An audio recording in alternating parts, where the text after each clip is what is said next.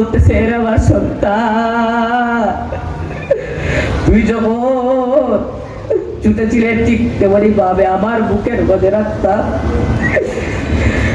কোনদিন তো তোকে আমার কোলে পড়তে হয় নাই, আজকে তুই একটা সাধারণ ফল রাখতে পারস না।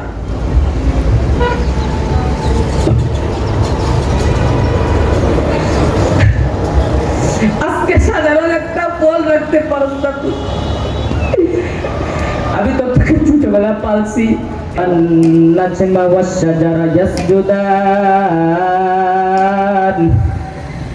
وفضل زمانا على زمان كما فضل مكانا على مكان وإنسانا على إنسان ونشهد أن لا إله إلا الله وحده لا شريك له لا جد له ولا ند له لا مثل له ونشهد أن سيدنا وسندنا وحبيبنا وحبيب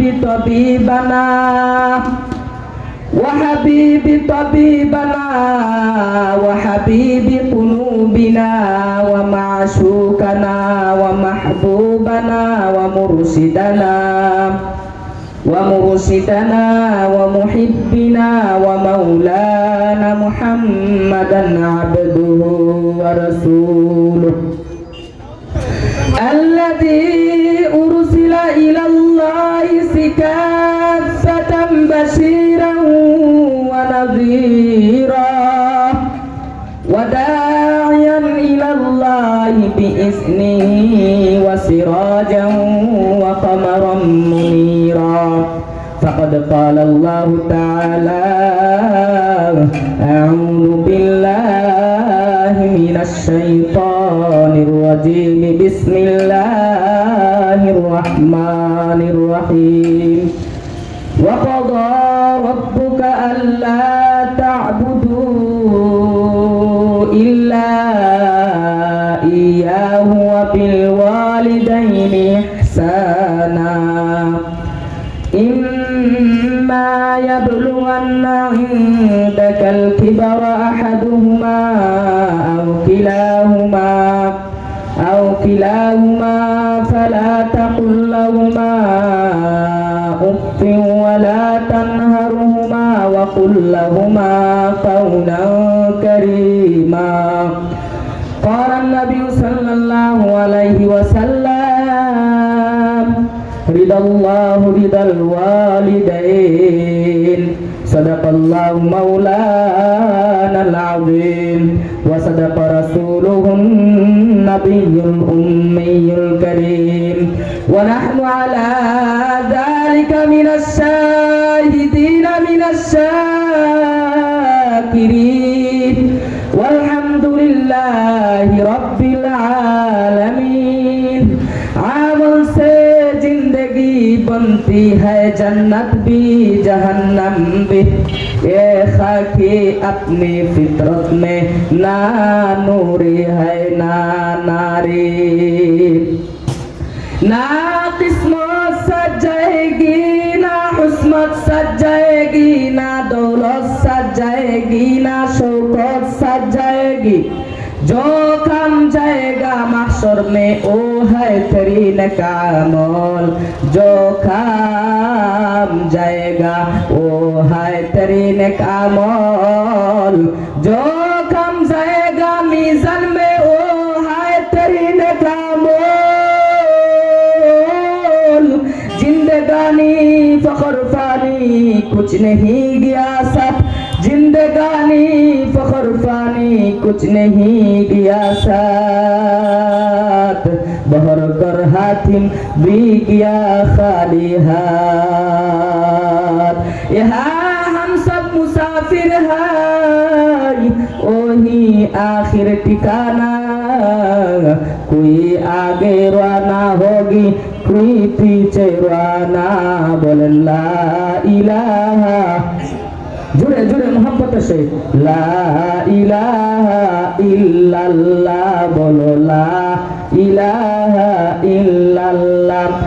আকাশের মালিক যে আল্লাহ, জমিনের মালিক সে আল্লাহ বলো লা ইলাহা জুড়ে বলো লা ইলাহা ইল্লাল্লাহ বলো লা ইলাহা ইল্লাল্লাহ। লা ইলাহা ইল্লাল্লাহ মুহাম্মাদুর রাসূলুল্লাহ মুহাম্মদের সহিত বলেন লা ইলাহা ইল্লাল্লাহ মুহাম্মাদুর রাসূলুল্লাহ। আলহামদুলিল্লাহ,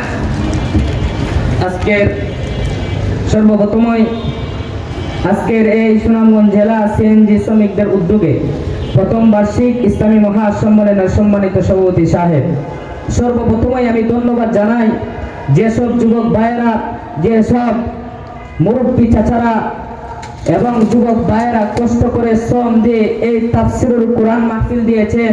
সর্বপ্রথমে মহান রব্বে কারিমের কাছে একটা কথাই বলতে চাই, ওগো আল্লাহ, আপনার এই বান্দাগুলো যদি চাইতো গান দিতে পারতো কি পারতো না? যদি এই যুবকরা চাইতো কনসার্ট দিতে পারতো, যদি এই যুবকরা চাইতো কোন ধরনের খেলা দিতে পারতো, কিন্তু হে মহান রব্বে কারিম, আপনাকে আমি সাক্ষী করতেছি এই আজকে সিএনজি স্টেশনে বসে ওগো আল্লাহ, আপনি দেখেন সাদাদারিওয়ালা মুরব্বীরা আছে, যুবক ভাইরা আছে, আপনাকে বয়ে করিয়ে তাফসীরুল কোরআন মাহফিল দিয়েছে। ওগো আল্লাহ, আপনি তাদের এই তাফসীরুল কোরআন মাহফিলের জন্য আপনি তাদেরকে কাল কিয়ামতের দিন উসিলা দান করো, আমিন। এই একমাত্র তাফসীরুল কোরআন মাহফিল দেওয়ার উদ্দেশ্য যাতে আমি আমার একটা উসিলা বের হয়, ঠিক কিনা? ঠিক কিনা? নামাজ তো এমনিতেই পড়ি না, গাড়ি চালাইতে হয় পাগলা আর রাখলার যেগুলা দিয়ে দান দিতে থাকি, নামাজ তো পড়ি না, একটা উসিলা বানায় যায় আল্লাহরে কইতে পারবো যে আল্লাহ, আমরা কষ্ট করে 50 টাকা 20 টাকা শ্রমিকরা কষ্ট করে একটা তাফসীরুল কোরআন মাহফিল দিয়েছিলাম, আর ওই সময় জরিপুরের জাহিদ বয়ান করছিল, সাক্ষী রাখছিল যে এইটা উসিলা যাতে হয়। ইনশাআল্লাহ আল্লাহ পাক রব্বুল আলামিন আপনারা যেহেতু দিয়েছেন, আরো দোয়া করি যাতে আল্লাহ পাক রব্বুল আলামিন আপনাদেরকে তৌফিক দান করে, আমিন।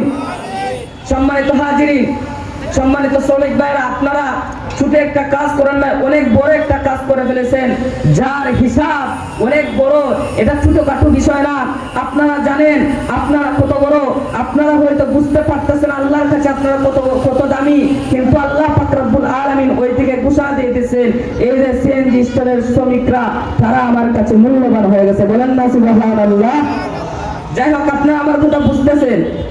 যাই হোক, সর্বপ্রথমে মহান রব্বে কারিমের দরবারে আমরা শুকরিয়া আদায় করি যে মহান রব্বে কারিম এই ফিতনা ফাসাদের জামানায় আপনাকে আমাকে বসার এবং আসার তৌফিক দান করেছেন। এর জন্য আওয়াজের সাথে আওয়াজ মিলে, কণ্ঠের সাথে কণ্ঠ মিলে শুকরিয়া আদায় করি, বলি আলহামদুলিল্লাহ। কই না জুড়ে জুড়ে ওয়াজ যেহেতু দিয়েছেন আজকে বলা হতে লাইতাই, কই আলহামদুলিল্লাহ। আপনারা বলেন তো আমাদেরকে এখানে আসার তৌফিক দান করেছে কে? জুড়ে কে? এই যে আজকে আমরা ওয়াজ মাহফিল দিয়েছি, এটা করার তৌফিক দান করেছে কে? আপনারা বলেন তো এই যে আমি কথা বলতেছি, এই কথা বলার তৌফিক দান করেছে কে? আপনারা যে আজকে এই মাহফিলে আমার কথাগুলো শুনতেছেন, এই কথা শোনার তৌফিক দান করেছে কে? আপনাদের নাক দিয়ে শ্বাস নেই, এই শ্বাস দিয়েছে কে? দেখা যায় সবকিছু আমাদের কে দিয়েছে? আল্লাহ। এর জন্য আল্লাহ পাক রব্বুল আলামিনের দরবারে শুকরিয়া আদায় করি, বলি আলহামদুলিল্লাহ। যাই হোক, আমি আপনাদের সম্মুখে বনি ইসরাইল থেকে ছোট্ট একটি আয়াত তেলাওয়াত করেছি এবং এর সাথে সাথে আকায়ে নামদার, তাসদারে মদিনা, সাইদুস সাকানাইন, সাইদুল কাউনাইন, হযরত মুহাম্মদ মুস্তাফা সাল্লাল্লাহু আলাইহি ওয়াসাল্লাম লক্ষ লক্ষ হাদিসের ভান্ডার থেকে ছোট্ট একটি হাদিস তেলাওয়াত বর্ণনা করেছি। যদি মহান রব্বে কারীম আমাকে তৌফিক দান করেন তাহলে আপনাদেরকে কয়েকটি কথা বলবো। আমি নিজে আমলের নিয়তে এবং আপনাদেরকে আমল করার নিয়তে আপনারা শুনতে রাজি আছেন? রাজি আছেন? আপনারা বসে থাকবেন না চলে যাবেন? বসে থাকবেন ইনশাআল্লাহ। যাই হোক, খুশি হলাম দেখা গেল যে সিএনজি স্ট্যান্ডের মানুষের ঈমান আছে, কারণ তারা কোরআন তেলাওয়াত শুনলে শুধু মজা লাগে, ঠিক কিনা?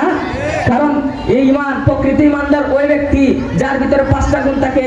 1 নম্বর হচ্ছে আল্লাহর জিকির, গুনাহের কাজ করলে মনে হবে যে আমার আল্লাহ আমাকে দেখতেছেন। 2 নম্বর হচ্ছে যে কোরআন তেলাওয়াত শুনলে, ওয়াজ নজর শুনলে তার ভালো লাগে। কি লাগে?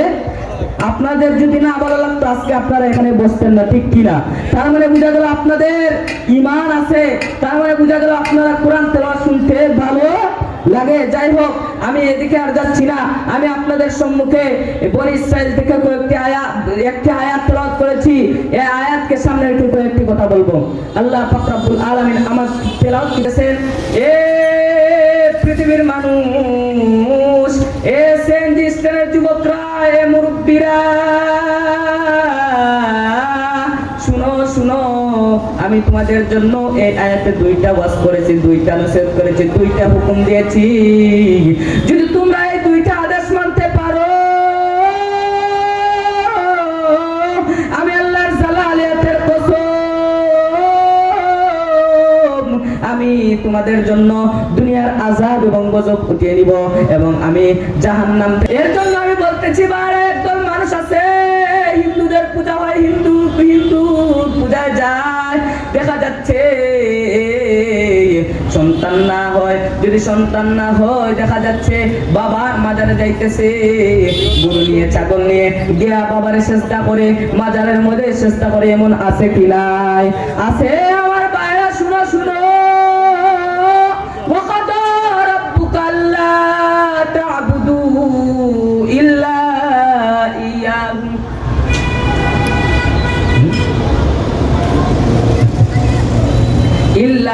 ইয়াহু,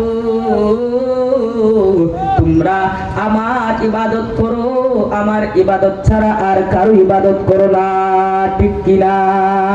যাই হোক, এ আমার ভাইরা, আমরা সদা সর্বদা কার ইবাদত করব? আল্লাহ এক না দ্বিতীয়? আল্লাহ এক, এটা আমাদের বিশ্বাস আছে কি নাই? এ ভাই, প্রকৃত মুসলমান তো ওই ব্যক্তি যে ব্যক্তি বলবে লা ইলাহা ইল্লাল্লাহু মুহাম্মাদুর রাসূলুল্লাহ, যে ব্যক্তি এই কালিমাকে ইয়াকিন এবং বিশ্বাসের সহিত বিশ্বাস করবে এবং মানবে। আমার আল্লাহ বলতেছেন, যে ব্যক্তি নাকি ইয়াকিন এবং বিশ্বাসের সহিত এই কালিমা মানবে, সে যত বড়ই গুনাহগার হোক, সে যত বড় সুদখোর হোক, সে যত বড় নাফরমান হোক, সে যত বড় মদখোর হোক, সে যত বড় জিনাখোর হোক, আমার আল্লাহ বলতেছেন, যদি কোনো বান্দা এই কালিমা মন থেকে বিশ্বাস এবং মানে ইখলাসের সহিত, তাহলে তার যে গুনাহগুলো আছে এই গুনাহগুলো আমি মাফ করে দেই এবং যে গুনাহগুলো আছে এই গুনাহগুলোকে সওয়াবে পরিবর্তন করে দেই। বলেন না সুবহানাল্লাহ। এই কালিমার এত ফজিলত, এর জন্য আমরা সদা সর্বদা আল্লাহর ইবাদত করব। কার ইবাদত করব? 2 নাম্বার ওয়াজ করেন আল্লাহ পাক রব্বুল আলামিন বলতেছেন, ও আমার মায়ের বান্দারে, ওয়া বিল ওয়ালিদাইনি ইহসানা। 2 নাম্বার ওয়াজ যদি তোমরা মানতে পারো রে পৃথিবীর মানুষ, আমি আল্লাহর জালালিয়াতের কসম, যদি তোমরা মাতা পিতার সাথে ভালো আচরণ করতে পারো, মাতা পিতার সাথে ভালো আচরণ করতে পারো, মাতা পিতাকে খুশি রাখতে পারো, আমি আল্লাহর জালালিয়াতের কসম, আমি তোমাদেরকে দুনিয়াদের জন্য দুনিয়ার আযাব এবং গজব উঠিয়ে নিব এবং দুনিয়াতে সম্মানী বানাইব এবং কাল কিয়ামতের দিন জাহান্নাম থেকে মুক্তি দিয়ে জান্নাতে দিয়ে দিব। বলেন না সুবহানাল্লাহ। ওয়া বিল ওয়ালিদাইনি ইহসানা।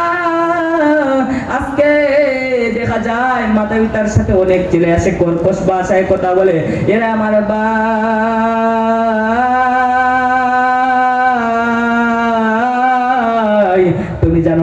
তুমি জানো না তোমার এখন ছেলে আছে, তোমার ছেলেকে তুমি যেভাবে ভালোবাসো ঠিক তেমনি ভাবে তোমার মাতা পিতাও তোমাকে ভালোবাসছে। এ ভাই, আজকে মাতা পিতার সাথে কর্কশ ভাষায় কথা বলি, মা যদি একটা বলে আমার ছেলে এটা করিও না, তুমি ধমক দিয়ে বলে তুমি কি তা বুঝো, ঠিক কিনা? এরকম ছেলে আছে কিনা? এরে ভাই, মা এত দয়াবান, মা এত দয়ালু, দেখা যায় ডেগের মধ্যে তরকারি একটু রয়েছে এবং ছেলে খাইছে না অথবা ছেলের বুক লেগে গেছে, মা নিজে না খায়া এই তরকারিটা ছেলেকে দিয়ে দেয়, ঠিক কিনা? ভাইরা আমার, আমি আপনাদেরকে একটা ঘটনা শোনাই। সৌদি আরবে একটা ছেলে থাকে, সে দেশে আসছে। দেশে আসার পর সে শুধু তার স্ত্রীর কথায় চলে, মাকে দেখতে পারে না, তার বেঙ্গাস লেগে যায়, ভালো লাগে না মাকে, মার কথা শুনতেও ভালো লাগে না। আর মা ওই দিকে কান্না করে, মা এদিকে কান্না করলে, হায় রে আমার সন্তানকে আমি 10 দিন পেটে ধরলাম, আরে চলে আজকে আমার কথা শুনে না, আমি নিজে না খাইয়া ছেলেকে খাবাইলাম। একদিন এসব সহ্য করতে না পারে এই মা তার সন্তানকে বলতেছে, ওরে আমার সন্তান, তুমি তো পাল্টে গেছো, ঠিক আছে তুমি আমাকে পালা লাগবে না, তুমি আমাকে পালতে হবে না, আমার একটা জিনিস দরকার, একটা জিনিস তুমি এনে দেও, আর আমার কিছু লাগবে না। তখন সন্তান খুশি হয়ে গেছে, মার একটা জিনিস দরকার, আর কিছু লাগবে না, আমি তো রেহাই পেয়ে যাব। তখন মা বলতেছে, ওরে সন্তান একটা জিনিস জানোস নি কি? সন্তান বলতেছে কি? মা বলতেছে, ওরে সন্তান তুমি বাজারে যাও, বাজারে গিয়ে আমার জন্য বড় একটা পাকা আম নিয়ে আসবা। কি নিয়ে আসবা? পাকা আম, আমি এই পাকা আম খাবো। তখন সন্তান বলতেছে, হায় এই মাত্র একটা আম, এটা তো একটু দাম হবে না, হয়তো 500 টাকা হয়ে যাবে, বেশি থেকে বেশি, এর চেয়ে না। আমি তো মনে করছি তুমি আমার কাছে অন্য কিছু চাইবা, টাকা চাইবা, গাড়ি চাইবা, বাড়ি চাইবা। ও মা, তুমি এই সাধারণ একটা জিনিস চাইলা। তখন মা বলতেছে, এটা আমার কাছে সবচেয়ে বড়, আমার সন্তান তুমি আমার একটা কথা রেখে দাও, আর আমি তোমাকে জ্বালাবো না, তোমার ঘরে থাকবো না, আমি অন্য ঘরে চলে যাব। তখন সন্তান বউয়ের কথা শুনে বেশ, বউয়ের মায়ের পরে বেশ এটা করলো, বাজার থেকে ফল নিয়ে আসলো, ফল আনার পর তার মার কাছে দিয়েছে। মার কাছে দেওয়ার পর মা বলতেছে, সন্তান শুন শুন, এ ফলটা জানোস না আমি কেনে আনাইছি? একটা কারণ। সন্তান বলতেছে, কারণটা কি? মা বলতেছে, ওরে সন্তান, আমি চাই তুমি এই ফলটাকে তোমার বুকের উপরে একটা রাত রাখো। কয়টা রাত রাখো? একটা রাত। ও আমার সন্তান, তুমি যদি এই ফলটাকে একটা রাত বুকের উপরে রাখতে পারো, তাহলে আমি আল্লাহর কসম খেয়ে বলছি, আমি আর তোমার ঘরে থাকবো না। তুমি যদি এই একটা আমকে রাতে সকালে আমাকে ভালো দেখাতে পারো। সন্তান খুশি হয়ে গেছে, বেশ বেশ ঠিক আছে, আমি একটা রাত রাখবো। তখন যখন নাকি ঘুমাইতে গেছে, সন্তান বুকের উপরে ফলটা রাখছে, রেখে ঘুমাইছে, আর মায়ের দিকে কান্না করতেছে, হায় আমি কি জন্ম দিলাম, ওগো আল্লাহ যাই করুক আমার সন্তান, আমার সন্তানকে আপনি বিপদমুখী করিয়েন না, আমার সন্তানকে বালাই দান করেন, ওগো আল্লাহ আমার সন্তানকে বিপদমুখী করিয়েন না।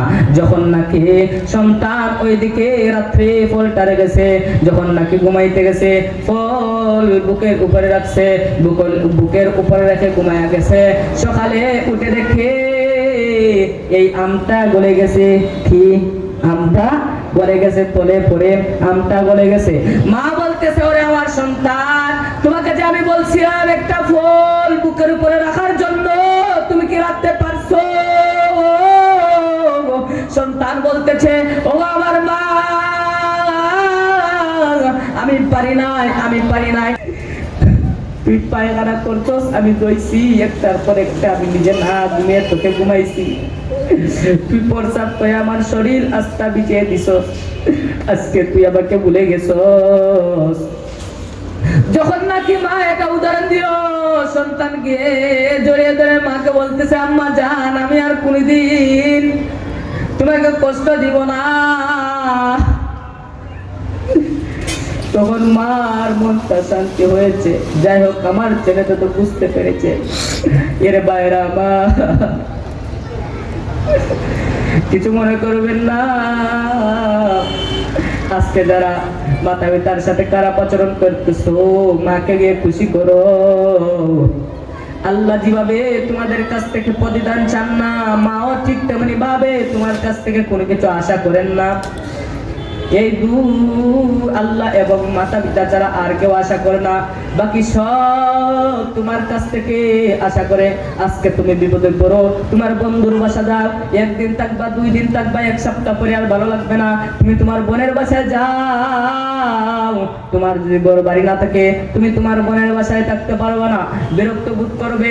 কিন্তু মা যেমন তার সন্তানের জন্য তার জীবনটা দিয়ে দিবে, এরপরও সন্তানকে হারাতে যাবে না, ঠিক কিনা? এর ভাই, আমি তোমাদেরকে মাথা পিতা নিয়ে 2টা ঘটনা শোনাবো। একটা হচ্ছে একটা দোয়ার কারণে ছেলে বড় হয়ে গেছে, আর বদ্দার কারণে ছেলে নিচু হয়ে গেছে। আপনারা শুনতে রাজি আছেন নি? শুনবেন? ভালো লাগতেছে নি? ভালো লাগতেছে? ভাইরা আমার, গভীর মনোযোগ দিয়ে শুনো, ফায়দা হবে, শুনলে অনেক ফায়দা হবে। এরা আমার ভাই, আপনারা আমার সাথে কথা বলেন। হযরতে বাইজিদ বুস্তামি রাদিয়াল্লাহু তাআলা রাহমাতুল্লাহ আলাইহি আপনারা চিনেননি? নাম শুনছেন? নাম শুনছেন? হযরতে বাইজিদ বুস্তামি অনেক বড় একজন জগৎ বিখ্যাত আলেম ছিলেন, ঠিক কিনা? আল্লাহর ওলি ছিলেন। জানেননি তিনি যেন বড় হয়েছেন কার দোয়ার কারণে বড় হয়েছেন? মার দোয়ার কারণে। কার দোয়ার কারণে? শুনতে চান? বাইরে আমার, বাইজিদ বুস্তামি যখন ছোট, মা আর বাইজিদ বুস্তামি ঘুমাইছে। ঘুমানোর পর হঠাৎ মায়ের রাত্রে পিপাসা ধরছে। কি ধরছে? পিপাসা ধরছে। মায়ের পিপাসা ধরছে। মা বলতেছে, ওরে বাইজিদ বুস্তামি সন্তান আমার, ও সন্তান আমার পিপাসা পেয়েছে, আমাকে খাওয়াও। ও সন্তান আমাকে পানি খাওয়াও। তখন বাইজিদ বুস্তামি তার মাতার কথা শুনলেন। মাতার কথা শুনে ঘরের ভিতরে কলসিতে গিয়েছেন। কলসিতে গিয়ে দেখেন কলসির মধ্যে পানি নাই। কলসির মধ্যে পানি নাই। বাইজিদ বুস্তামি চিন্তায় পড়ে গেলেন, এত গভীর রাত আমি কি করব? সে চিন্তায় পড়ে গেলেন, আমি মাকে কিভাবে পানি খাওয়াবো? সে চিন্তায় পড়ে গেল, হায় রে, আমার মা আমার কাছে পানি চাইছেন, আমি না দিলে তো কেমন হয়ে যায়, মা কষ্টে পেয়ে যাবে। সে চিন্তা করলো। তাই আবার চিন্তা করতে করতে তার মাথার মধ্যে চলে আসলো, না আমি বাহিরে কল থেকে গিয়ে পানি নিয়ে আসবো। যখন নাকি কলে গিয়েছে, কলে গিয়ে দেখে কল নষ্ট। আগেরকার যুগে কল থাকতো, কুপা থাকতো, মোটর ছিল না। এখনকার যুগে মোটর। গিয়ে দেখে মোটর বন্ধ, মোটর নষ্ট হয়ে গেছে। এখন আবার সে চিন্তায় পড়ে গেল, ছোট বাচ্চা কিভাবে মাকে পানি খাওয়াবে? এরকম সে চিন্তা করতেছে আর বলতেছে, আমার জন্মদাতা মাতা আমার কাছে পানি চেয়েছেন, আমি যদি আমার মাকে না খাওয়াই তাহলে মা কষ্ট পাবে, মার পিপাসা পেয়েছে। এরকম সে চিন্তা করতেছে। চিন্তা করতে করতে সে সিদ্ধান্ত করে নিল, সে অন্য গ্রাম থেকে পানি নিয়ে আসবে। সে অন্য গ্রাম থেকে পানি নিয়ে আসার জন্য সে এক গ্রাম থেকে অন্য গ্রামে পারি হয়েছে। পারি হওয়ার পর এক গ্রাম থেকে পানি নিয়ে আসছে কলস দিয়ে কাঁধে করে। কলস দিয়ে কাঁধে করে পানি নিয়ে আসার পর রে ভাইয়েরা আমার, মনোযোগ দিয়ে শুনুন, ফায়দা হবে। কলস দিয়ে কাঁধে করে পানি নিয়ে আসার পর ঘরে এসে দেখে মা ঘুমিয়ে গেছে। এখন সে কি করবে? তার মাকে জাগাবে নাকি জাগে পানি খাওয়াবে নাকি জাগাবে না? সে সিদ্ধান্তের মধ্যে আছে, চিন্তার মধ্যে আছে। তার মাকে কি জাগাবে নাকি জাগাবে না? সে চিন্তা করতেছে। এরকম চিন্তা করতেছে। তার হঠাৎ করে মনে হয়ে পড়লো, মা তো ফজরের নামাজ পড়েন। এখন অনেক গভীর রাত হয়ে গেছে। এখন যদি আমি মাকে জাগাই হয়তো মার কষ্ট হবে। আবার দেখবেন বাইরে আমার, যদি ঘুম ছেড়ে দেয়, কিন্তু ঘুম এত সহজে ধরে না, ঠিক কিনা? এবার আমার সাথে সারা রাইতে খালি গইরায় ঘুমে ধরে না। আর বেশিরভাগ মুরব্বীদের দেখবেন ঘুমে ধরে না। বিশেষভাবে আমার আব্বা মুরব্বী, 85 রুপে বয়স, ঘুমে ধরে না। সারা রাইতে খালি খাসন ঘুমে ধরে না। মুরব্বীরা কিতা ঘুমে ধরে না। বাইজিদ বুস্তামির মা ঘুমে ধরতো না। যদি জাগাইলায় কিন্তু ঘুমে ধরতো অনেক কষ্ট। এভাবে চিন্তা করতেছে, ও আল্লাহ আমি কি করব? আমি কি আমার মাকে জাগাবো? এভাবে সিদ্ধান্ত চলে আসছে যে মাকে জাগাবো না। আমার মা ফজরের নামাজ পড়েন, আমি যদি জাগাই তাহলে মার কষ্ট হবে, তাহলে মার কষ্ট হবে, ফজরের নামাজ পড়তে কষ্ট হবে। যেহেতু আমার মা ফজরের ওয়াক্ত উঠবেন তখনই আমি পানি দেবো। সে চিন্তা করলো আমি ঘুমাবো না, আমি গ্লাসটা হাতের মধ্যে রেখে মায়ের শরীরের মধ্যে বসে থাকবো। বলেন না সুবহানাল্লাহ। গ্লাসটা হাতে রেখে সে মায়ের শরীরের মধ্যে বসে থাকবে হেলান দিয়ে, এরপর মাকে জাগাবে না। ফজরের ওয়াক্ত উঠে মা দেখে তার কাছ থেকে পানি খাবে। এ আমার ভাই, এবং সন্তান তো খুঁজে পাওয়া যায় না। তোমরা আকাবিরদের দেখো, তোমাদের আকাবিররা কেমন ছিল, তোমরা যদি তাদেরকে দেখো তাহলে তোমাদের চলতে সহজ হয়ে যাবে। আজকে তো আমরা আকাবির দেখি না, নিজেই মাসলা বানিয়ে দেই, নিজেই নিজেরটা বলে দেই। একটা ভুল হয়েছে আমরা আলিমকে গিয়ে জিজ্ঞেস করি না, একটু পণ্ডিত ইউটিউব আছে, ইউটিউবে দেখতে সপ্তাহ হইলাই না। না, যদি তোমার জানার দরকার থাকে তোমরা খানসা হুজুরের কাছে যাও, এই উপজেলা মসজিদের ইমাম সাহেবের কাছে যাও, এবং এই যে আলিম উলামা আছে চারপাশে ওদের কাছে যাও, তারা তোমাদেরকে সঠিকটা বলে দিবে। আকাবিরদের দিকে তাকিয়ে দেখো তারা কেমন ছিলেন। এভাবে গ্লাসটা হাতে নিয়ে বসে রয়েছেন। যখন নাকি ফজরের আজান পড়েছে, ফজরের আজান পড়ার সাথে মার ঘুম ভেঙে গেছে। মার তো মনে নাই, যে সন্তানকে দেখে বলছিল যে পানি নিয়ে আসার জন্য, মার মনে নাই। হঠাৎ করে মা দেখে তার সন্তান তার শিয়রের পাশে বসা, বালিশের পাশে বসা। মা বলতেছে ওরে সন্তান তুমি এখানে কেন বসা? ছেলে বলতেছে ওর আম্মা জান, ও আমার আম্মা জান, আপনি যে গভীর রাত্রে বলছিলেন আপনি পানি খাবেন, আপনার তৃষা লাগছে। আমি কলসে গিয়ে পানি আনতে গেছি, পানি আনতে গিয়ে দেখি কলসের মধ্যে পানি নাই। তারপর গেলাম কলের মধ্যে কল নষ্ট হয়ে গেছে। তারপর অন্য গ্রাম থেকে পানি নিয়ে আসার পর দেখি তুমি ঘুমিয়ে গেছো। আমি জাগাই নাই কারণ তোমার কষ্ট হবে গো মা। ও মা, ও মা, তোমার কষ্ট হবে বুঝি, আমি তোমাকে জাগাই নাই। তোমার ঘুমাতে কষ্ট হবে, তোমার উঠতে কষ্ট হবে, ফজরের নামাজ কষ্ট হবে, এর জন্য আমি জাগাই নাই। তোমার শহরের মধ্যে বসা। আর মা চিন্তা করে এটা নাকি আমার পেটে ধরেছি। আর মা বাইজিদ বুস্তামের দিকে তাকিয়ে কান্দে। বাইজিদ বুস্তামের দিকে তাকিয়ে কান্দে, কই আল্লাহ, এটা বুঝি আমার সন্তান, আমার সন্তান এত কষ্ট করলো, ছোট বাচ্চা।